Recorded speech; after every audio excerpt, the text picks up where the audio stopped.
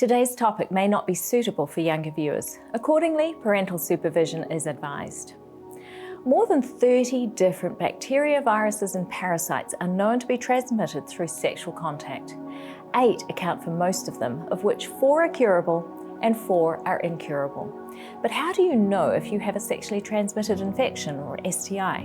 What tests are needed? Stand by, Go Healthy for Good starts right now.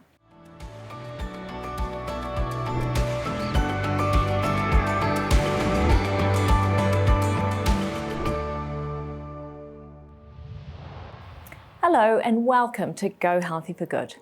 Meet Nikki, who is struggling with life.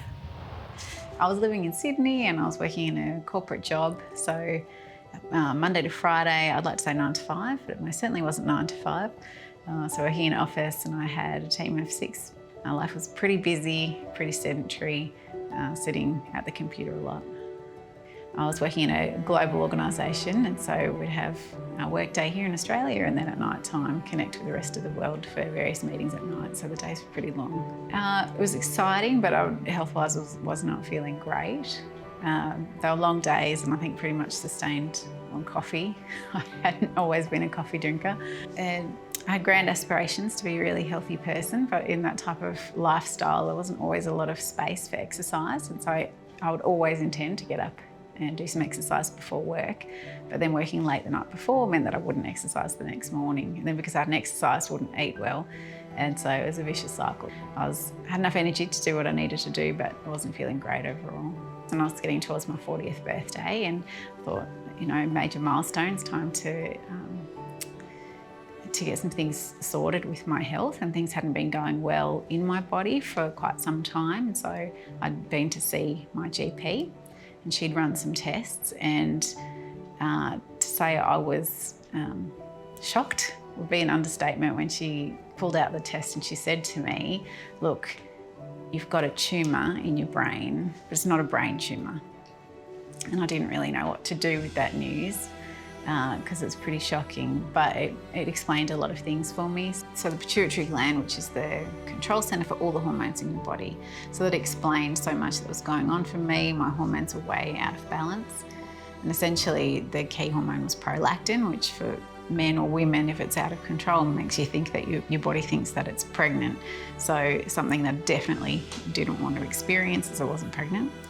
And so they sent me to see a neurosurgeon, and the neurosurgeon said that they could take it out for me, but that would involve an operation that would go through my nose and into my brain to remove it. Again, something that I wasn't particularly excited about doing. True, no one gets excited about brain surgery, right? We'll find out what happened to Nikki later in the show, explore the nuances of sexual health and STIs, work on mobility with Colton, and right now, it's time for the news.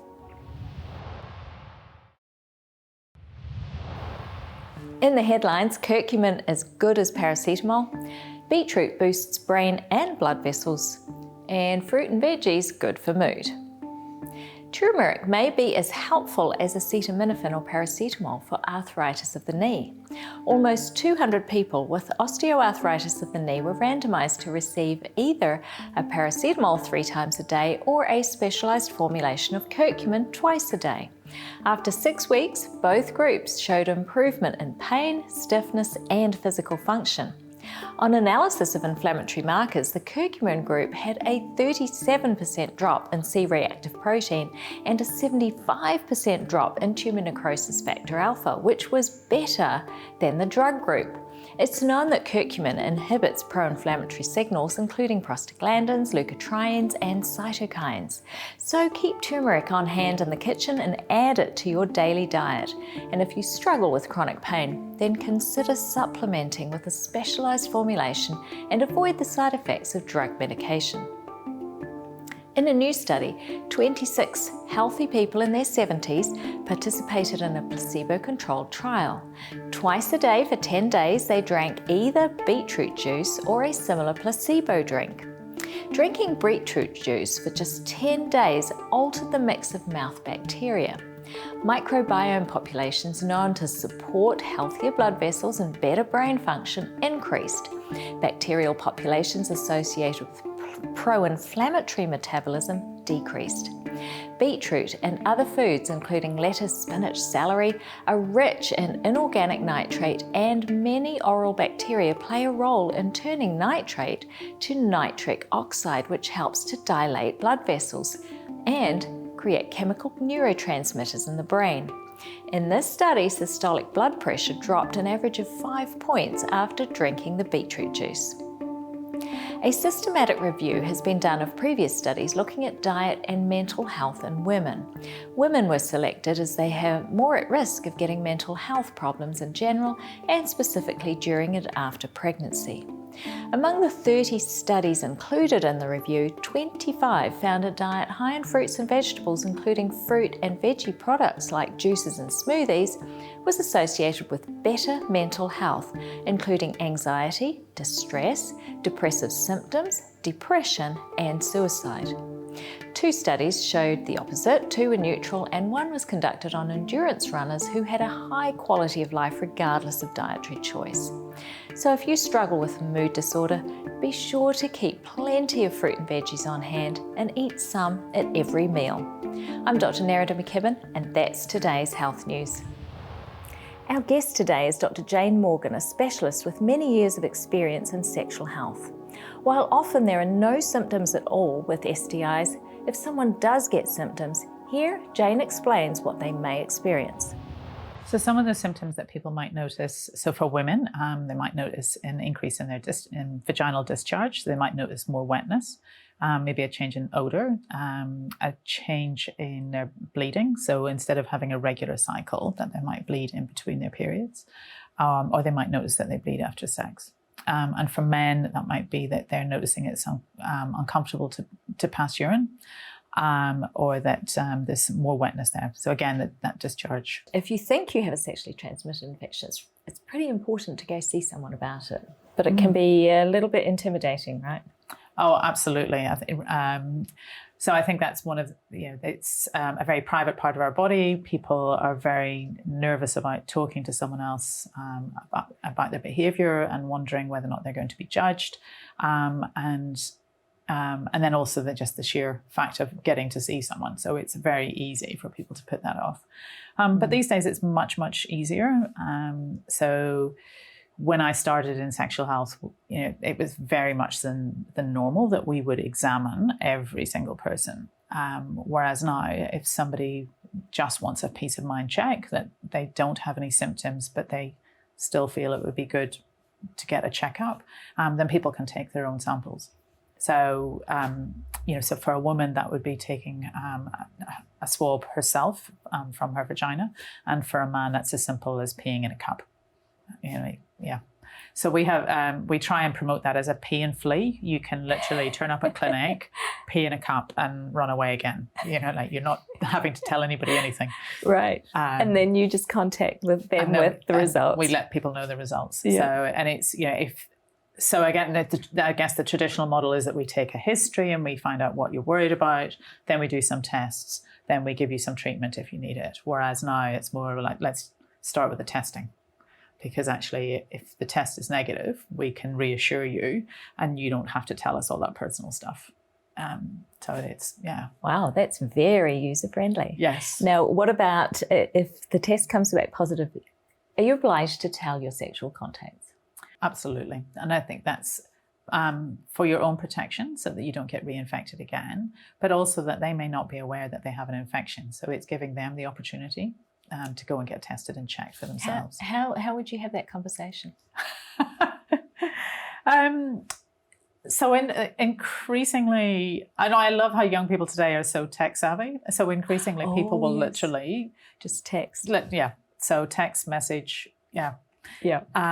There are online sites where you can enter someone's number and it comes with a pre-formatted message that has been thought through. And wow. Yeah. So and I think it's really, it comes from nice. I've been doing this for best part of 30 years. And I think people who, it's a hard thing to tell, but I think most people get the concept that that person told me because they care, that it's right. Yeah. Yeah. and that if you don't tell, that you're actually withholding important information. So people generally receive it quite well. Yeah. Good point. And texting sure makes it easier. More about symptoms in the next segment, so stay with us.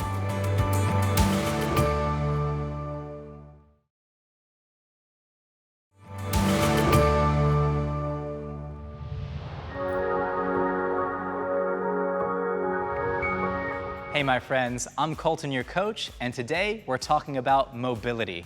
Let's get moving. We're gonna start by sitting back into a squat.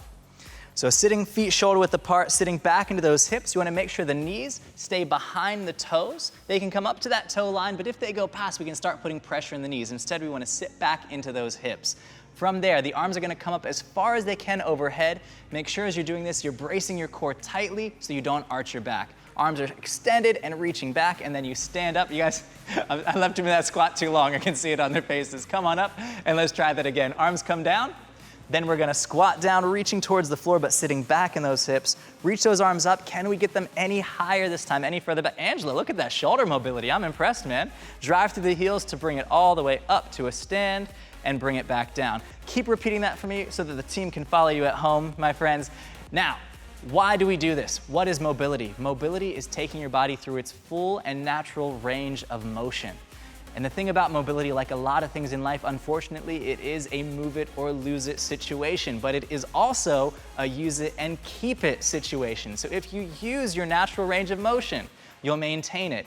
If you forget to exercise and practice taking that body through the full range of motion, you'll lose it. And these are things that we lose over time as we age: bone density, muscle mass, mobility, and all things that if we try actively and intentionally, we can maintain and even regain. Now we're gonna take those feet out a little bit wider. It's time for some static lateral lunges. So feet out wide, wider than shoulder width apart.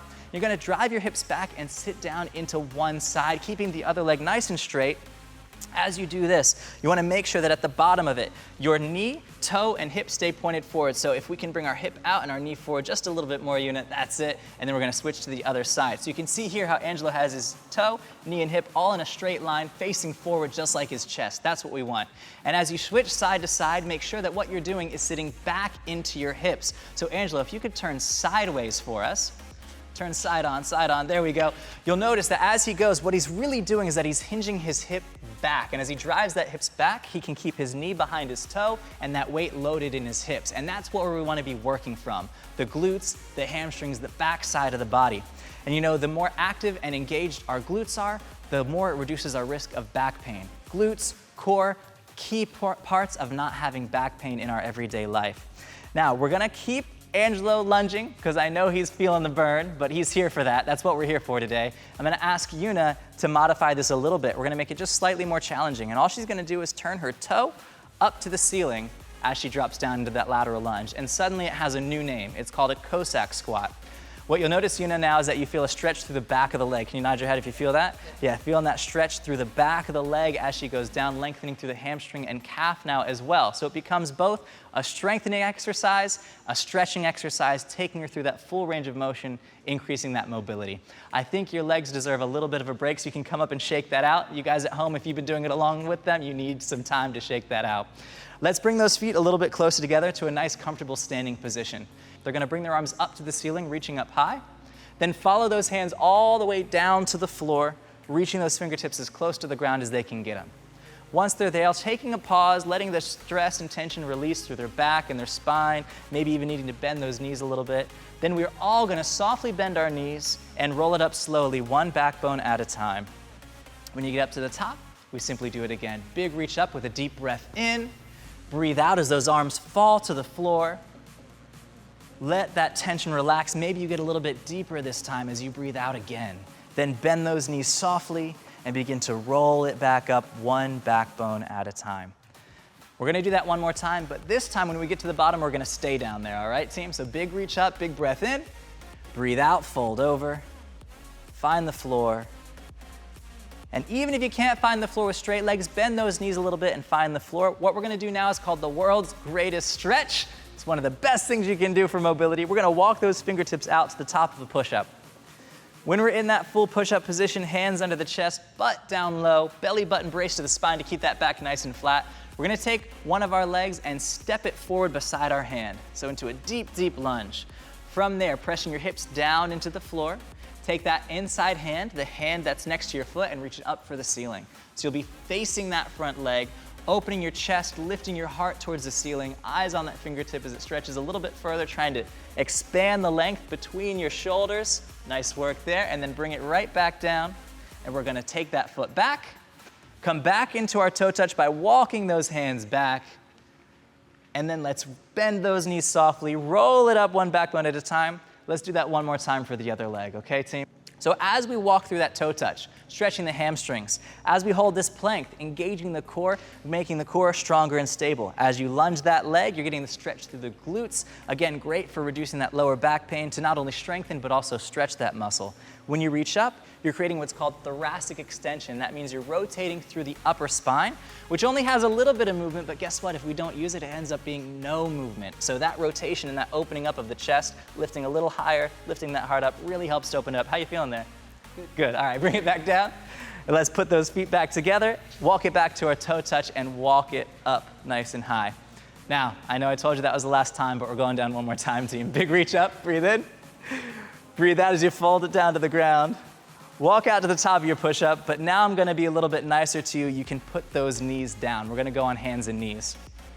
Now what you wanna do is have your hands under your chest, your knees under your hips. You can step those knees a little bit closer in, Angelo, and your feet can be on the ground. Keep coming, keep coming.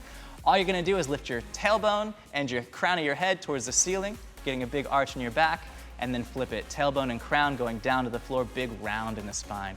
Take it nice and slow back and forth between your cat and your cow. So we're engaging the core, but what we're really doing here is creating mobility through the spine. Now, mobility through the spine is so, so valuable, my friends. Why? Because if our spine can't move, guess what? We have a very stiff way of moving through life, and any sudden movement or jerk, or if we miss a step, can cause pain or injury. But if it's mobile, if it can move, that keeps us injury-free, or at least greatly reduces the risk of those injuries. Continuing on with that spinal mobility, we're gonna go ahead and get back to our feet, team. So pop back on those toes, come back up to your standing position. I'm gonna reach up to the ceiling, and we're gonna do some rotations and side bends, okay? So arms up high, starting with your eyes, and the whole spine's gonna follow as you twist all the way to one side, looking over that shoulder, trying to get rotation from the tailbone all the way through the top of the spine. Then you're gonna switch and reach the other way. Then from there, coming back to center, take one arm and reach it over as we reach to one side, starting with the ear to shoulder and bending the whole spine to one side and then the other. And you guys can repeat that, rotate, rotate, bend, and bend. And while they're doing that, team, let's just talk just for a second about that spinal health. Why do we need to move it in those different ways? Flex, extend, rotate, and lateral extension, or side-to-side extension. The reason this is important is because the discs that live between our vertebrae, that cushion that keeps things moving and pain-free, they don't have a lot of blood flow on their own. Almost all the nutrients they get is through movement. So if we're not moving, they're not getting the food they need and they start to deteriorate. And if you've ever heard of a slip disc or disc degeneration, one major cause of that is not getting enough nourishment and nutrients. So here, as we rotate, as we bend and extend, as we move laterally, we're creating blood flow and nutrients flowing to those discs to give them hydration and help them to reduce degeneration, but also it can even improve those discs and help them to regenerate. So super, super vital part of our mobility work.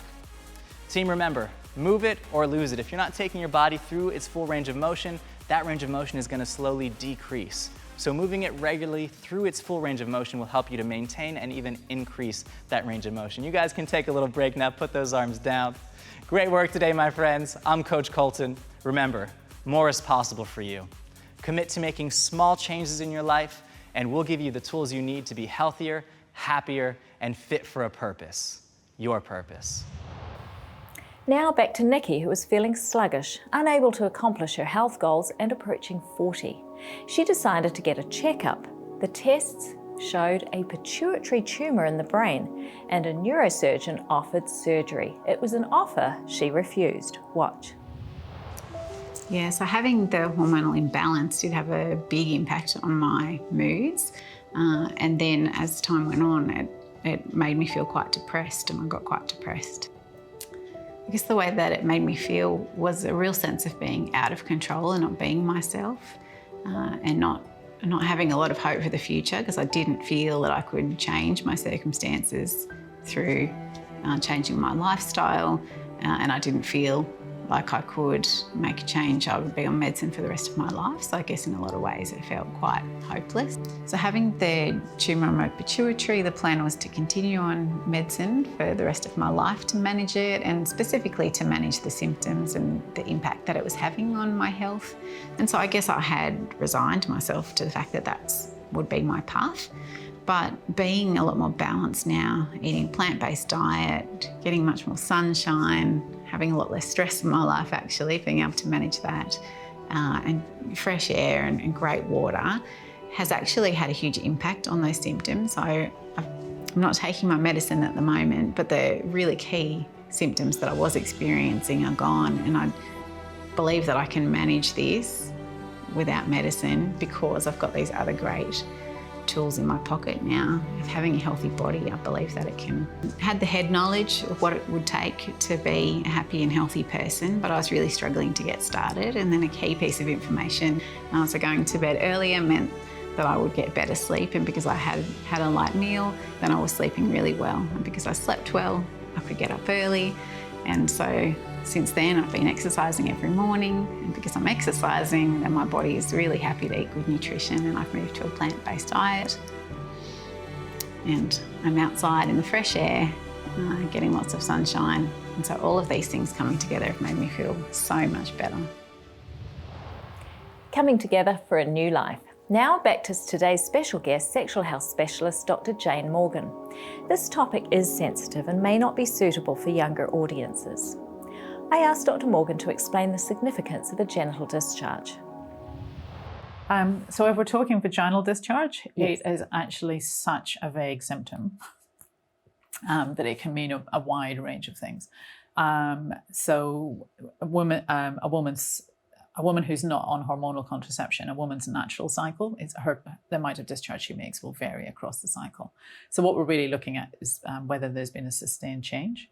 But then it can be, as well as sexual infections, it can also be things like a vaginal thrush or a condition called bacterial vaginosis. So what's bacterial vaginosis? I know we shorten it to BV, so we'll call it BV. We've got BV. Yeah. So BV is as common as thrush. And I don't know why, but most women seem to have heard of thrush and not of BV. But actually, if someone has an extra discharge, it's as likely to be BV as it is thrush. And I think a lot of women will call BV thrush because that's the only word they have for that. Yes. Yeah.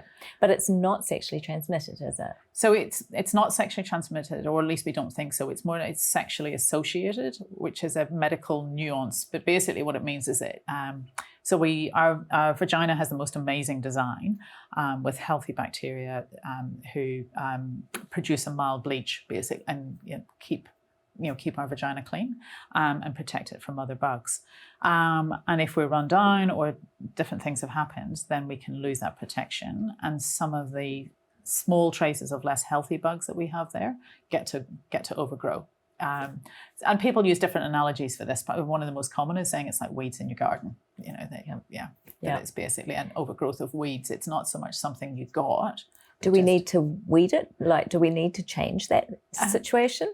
So I think that's what people tend to do is they weed it, they try and clean it out. And actually what we need is to boost our immune system to be, basically reestablishing that healthy balance. So our usual approach to it is giving someone a short course of antibiotics to get rid of the unhealthy amount, and then over a period of weeks. And sometimes it can take months, but over a period of weeks, your normal balance usually comes back. Right. And I mentioned the sexually associated. What I mean by that is that if somebody's having more sex, so it's basically anything, to be really blunt, it's basically anything going inside the vagina can upset the balance. So if somebody's having more sex than usual, even if someone's had a prolonged period, and it's not that tampons are the problem, but just actually more blood and changing hormone levels. There are so many things that can trigger it, but it's not sorted by us cleaning ourselves. It's right, because then you'd remove the friendly bacteria as well, don't exactly. you? And then you're really actually probably setting up an environment for anything to come back. Exactly. So people are often, I talk to women and they think that it's about being, that because there's sometimes a smell, they will associate it with being dirty, and that if they cleaner and cleaner and cleaner, that it won't happen. Whereas actually, exactly as you've just said, when we wash too much, then we're taking away those protective bacteria. Yeah. Now, what about thrush? How is thrush different to BV? And it's not sexually transmitted either. Yeah. Right. So it's basically, that's a yeast, which again, most of us will have a few spores, and our natural protective mechanisms stop that from overgrowing. And it comes back to the healthy bacteria. So if we are given a course of antibiotics for another reason, that, I might be given a course of antibiotics for a sore throat, but not only does it heal my throat, it strips away my healthy bacteria. So then I'm likely to get thrush. The same thing if people if their immune system isn't as healthy, say, for example, diabetes is a common one. If someone's blood sugar control isn't great, they have higher blood sugars, and thrush is more likely to grow. So it tends to be, I think if people are looking on the internet and looking, I keep saying Google, but if you're Googling things, it will often talk about what you need to do to avoid getting thrush again. Yes. And this concept of us getting infected. But actually, it's much more about what do we do to boost our defense systems. And we all come in contact with thrush. And how do we protect ourselves? Yeah. And if you're baking, you know that yeast likes sugar. So, removing that sugar from the diet is going to help to rebalance that, isn't it? Yes. Treatment for thrush? Easy. So usually some topical creams. There are some tablets that we can swallow, but actually using something directly where the problem is yes, works really well. Yeah, and those are, and I think in most places those are available over the counter. Yeah, and they work well. Yeah, but I think if it's happening repeatedly, that is something that really needs to be discussed with a health professional about what is up with your immune system if you're having repeated episodes of thrush. It shouldn't be something that's happening more than once a year. So it's not just about treating then, it's looking at the whole of health and looking at your whole lifestyle and practices. Yeah. Don't go away, because right after the break I'll be answering some of your questions.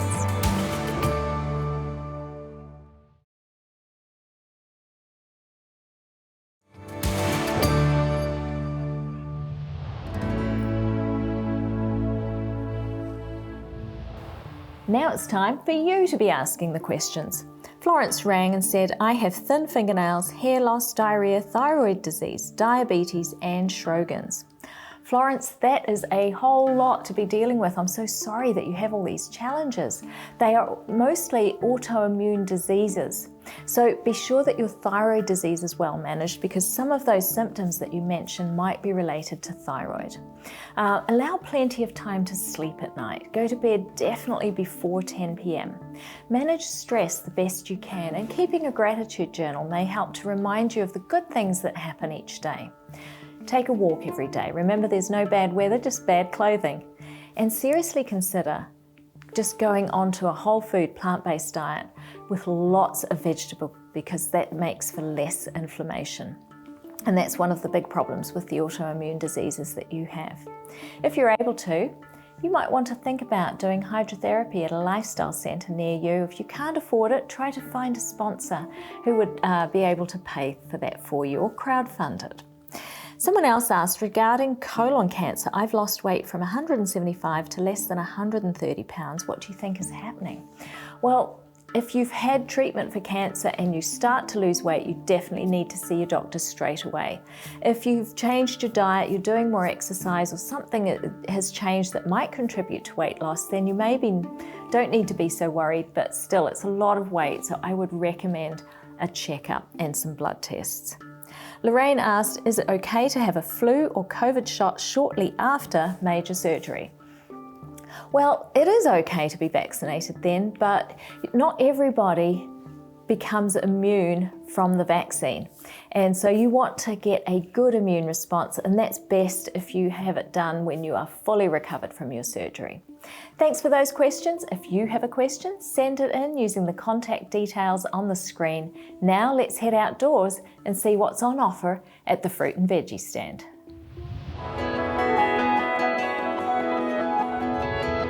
These versatile greens are called Swiss chard in the US and silver beet in Australia and New Zealand, where it grows all year round. These leaves look similar to the leaves of beets, and that's because they're cousins, thus the name silver beet. They're low in calories but high in nutrients, including iron, vitamin A, magnesium, zinc and potassium. These leaves are loaded with vitamin K, so beware if you're on Coumadin or warfarin. It's one of the vegetables recorded as growing in the Hanging Gardens of Babylon, in the Gardens of Versailles, and in George Washington's garden at Mount Vernon. Even Aristotle wrote about silver beet.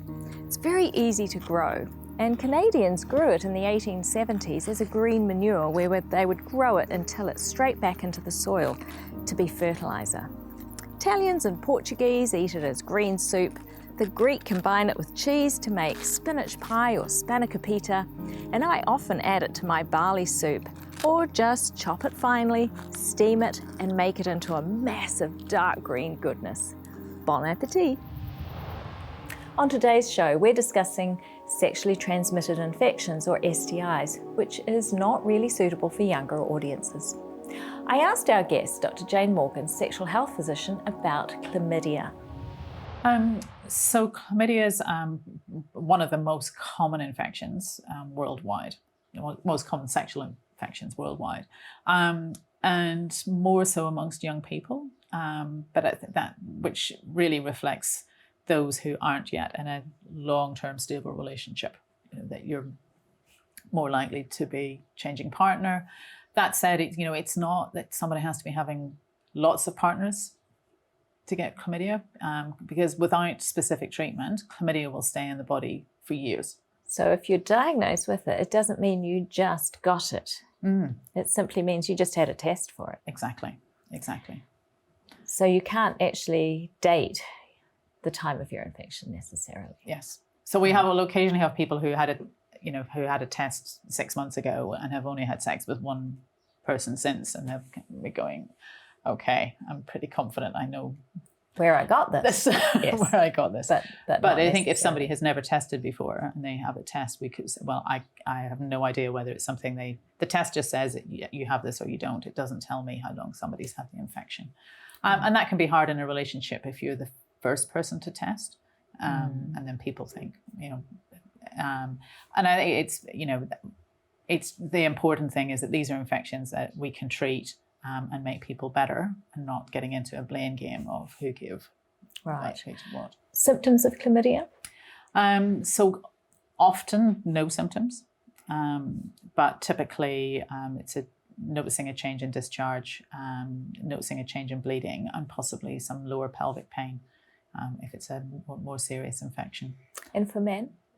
For men, increase in discharge again, and discomfort when they pee.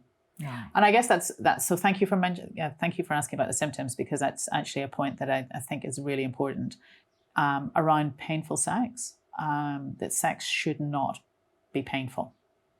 And if it is, you need to be thinking about it. Yeah, you need to be thinking about what's going on, and that obviously so painful sex is common with chlamydia, but could be a range of things. And how do you test for chlamydia?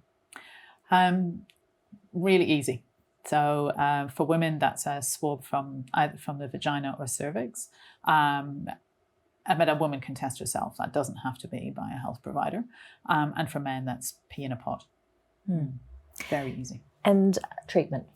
How is it treated? and it's an infection that's easily treated. So we, for most people, that's just taking a short course of antibiotics. There is an antibiotic where it's just one dose, where you take 2 pills. So if someone has no symptoms whatsoever, and we think they're just a low-level carrier, then we would give them 2 pills. If people have pain and bleeding and we're concerned it's a bit more of a serious infection, then we would give a longer course. But it's basically 1 to 2 weeks of antibiotics. And, nice. Yeah, and sorted. And now complications long-term if from chlamydia. Tell us, does that affect women? How does it affect men long-term? So long-term, what we're worried about is infertility.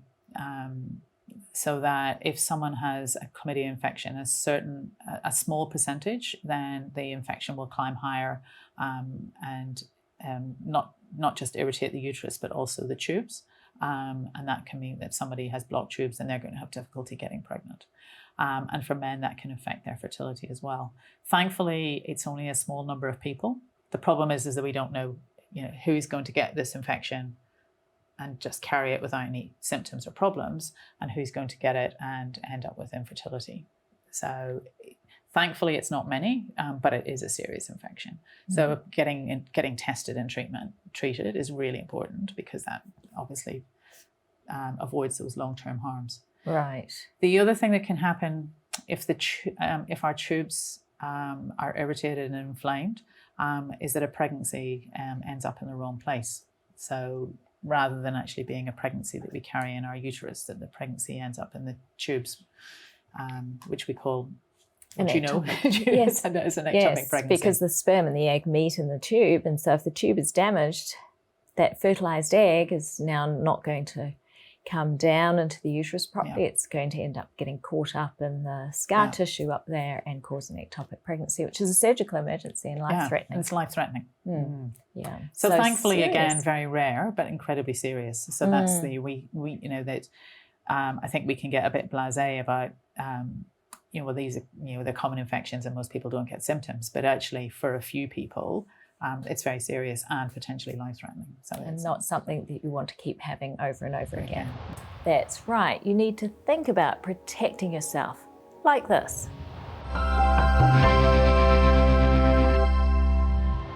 In Exodus, we read the story of 2 million slaves emancipated from Egypt and walking to Canaan. They would now be housed together in one enormous tent city. Now, in order to avoid an epidemic, God gave them a number of protocols regarding public health practices. There were rules with respect to leprosy, for example, how to manage mold, and also what to do if someone had a discharge. This was to be treated as infectious or unclean. If someone had a discharge, the bedding on which they lay, the saddle or chair on which they sat, and anyone who touched those things would be unclean until they had been washed and for the rest of that day. This would give time for the microbes to die. We do the same today because science has informed us about germ theory. We know how these things are transmitted and we know how to prevent their spread. Yet these protocols were given thousands of years ago, highlighting God's wisdom, His protection, and the dependability of His word, which you and I can trust.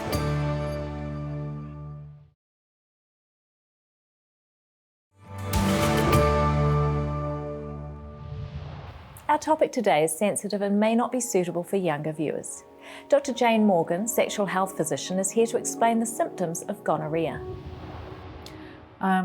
So gonorrhea, it tends to cause a lot more discharge than chlamydia, and certainly for men. So 95% of men who get infected, they describe it, actually, I'm not a man, but they describe it as like peeing razor blades. It is so uncomfortable. So generally with gonorrhea, men will be at the doctor within a few days. Right. And they'll get symptoms early? They get symptoms within 2 or 3 days. It's quick onset. It's really marked. It's really uncomfortable. There will be a few exceptions where people have much milder symptoms, but generally men get symptoms. Women less so. But then if a man presents with gonorrhea, then we'd be really keen to talk to his sexual partners very quickly, because a woman may have noticed a subtle change in her discharge, but may not have noticed much. And gonorrhea is more likely to cause a pelvic infection and the infertility and the ectopic pregnancy that we talked about really quickly. So with gonorrhea, we're really keen to get to get them to talk to their sexual partners quickly. Treatable? Very treatable? At the moment, treatable. So that gonorrhea is a very clever bug. Every 10 years, it changes as it copies itself and as it multiplies. Over a period of every 10 years, it becomes resistant to another group of drugs. Wow. So it has moved through 4 or 5 classes of drugs already. So we're on our last class. So from the World Health Organization point of view, it's deemed as a very important infection because it is on its way to becoming untreatable. So at the moment, treatable. It generally requires an injection rather than just a tablet because we're running out of options. But fingers crossed, there are definitely people working on this with high priority to develop new antibiotic classes. There is an infection that causes discharge called trichomonas. You haven't mentioned that one. Why is that? So trichomonas is a lot less common. Okay. So tends to cause symptoms in women, and men tend to carry it without realizing. Again, it can be carried at a low level for many, many years. And then and certainly in pregnancy, when our immune system isn't as strong, then that can be when it starts to flare up and cause problems. Right, because our immune systems kind of steps down a little bit so that we don't reject this little person inside of us. So that is a time when we can't do anything about that. But our immune system is kind of down-regulated for a while. And I think that's an important thing, of that we tend to think about, and that we get an infection and we would know, but actually our immune system is constantly trying to protect us. So we can come in contact with something and our immune system is fighting it.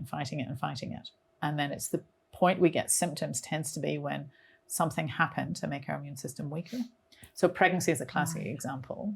But the other could just be, the thing I see with people is that maybe they've had a prolonged period of stress, they're not sleeping well, they've gotten run down. And the infection wins. Right. So it's important to always be thinking about self-care Now, chlamydia, that also has an interaction with our immune system. If we get chlamydia more than once or repeatedly. So it's basically that they how our body protects ourselves. So the first time that we come in contact with chlamydia, our immune system will think, okay, here's a mild threat. But the second or the third time, then it's like, I recognize this, and it reacts much more strongly. And actually, that strength of reaction is good, and it may actually clear the infection, and a small number of people do. But the downside of it is that it causes more harm. So some of the harms we've talked about, the problems with tube damage, infertility, ectopic pregnancy, are more likely if you have that strong immune response to it. Protection is so important. Now, back to Nikki, who was working a corporate job when she learned she had a pituitary tumor in her brain that was messing with her hormones. She declined brain surgery and assumed she would be on medications the rest of her life, struggling with moods, weight, and feeling out of control. Then she made some key changes, getting outdoors, managing stress, and getting more sleep. She also changed her diet. Watch. One of the barriers that I had previously to eating a plant-based diet, and in fact this lifestyle, was trying to do it alone and not having anybody around who ate in that way and who was supportive of eating in that way or had the experience. And so finding other people who eat like this has totally changed my ability to execute on eating like this, because they've got great ideas, and it really takes the pressure away from being offered food that you don't want to eat. And being the only person bringing plant-based food to a function, which is really beautiful to be able to spend time with other people who eat that way and they feel healthy too. And certainly then something I can share with all the people that I love that are still eating in other way. Yeah, my own experience in changing my lifestyle in all of these different ways has been so good for me that I'd absolutely recommend it to other people. And it's not just one thing, it's not just eating a plant-based diet. It really started with getting great sleep, and having great sleep gave me the power then to make good choices, and I've been able to eat well, and that makes me feel good, so I'd recommend that to others for sure. And then I think just the idea of being outside in fresh air and getting to experience life and exercise and all of these things, all of them together have made me feel so much better, feeling great, and I definitely recommend that to others. So don't delay. Take Nikki's advice to focus on self-care. Good sleep, go outdoors for fresh air and exercise, have a light meal in the evening, early to bed and early to rise. Manage stress and you'll get more joy from life. And looking after yourself includes protecting yourself from STIs. That's all from me today. Thanks for joining us on Go Healthy for Good. I'll see you next time.